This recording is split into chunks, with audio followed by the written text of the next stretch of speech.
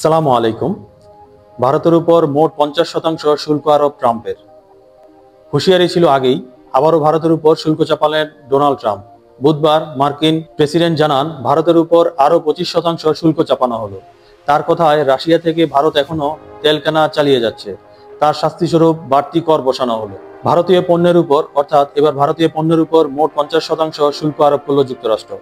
মঙ্গলবারই মার্কিন প্রেসিডেন্ট হুঙ্কার দিয়েছিলেন, বাণিজ্যের জন্য ভারত ভালো সঙ্গী নয়। তারা আমাদের সঙ্গে যথেষ্ট বাণিজ্য করে, কিন্তু আমরা তাদের সঙ্গে বাণিজ্য করি না।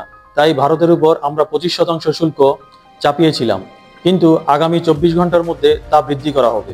কারণ ভারত রাশিয়া থেকে তেল কিনছে এবং তারা ইউক্রেনের সঙ্গে যুদ্ধ রাশিয়াকে সাহায্য করছে।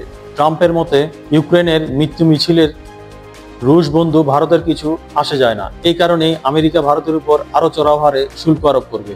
উল্লেখ্য, গত সপ্তাহে নিজস্ব সোশ্যাল মিডিয়ায় ট্রাম্প জানিয়েছিলেন, মনে রাখতে হবে, ভারত আমাদের বন্ধু হলেও আমাদের দুই দেশের দ্বিপাক্ষিক বাণিজ্য খুবই কম।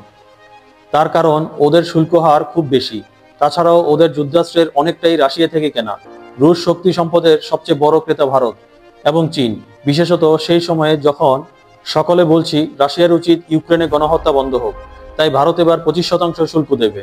আলাদা করে রাশিয়া থেকে তেল এবং অস্ত্র কেনার শাস্তিও পেতে হবে ভারতকে। 1 আগস্ট থেকে নতুন শুল্ক আর কার্যকর হবে। ভিডিওটি যদি ভালো লাগে, লাইক ও শেয়ার করতে ভুলবেন না। আমাদের চ্যানেল সাবস্ক্রাইব করুন নতুন আপডেটের জন্য।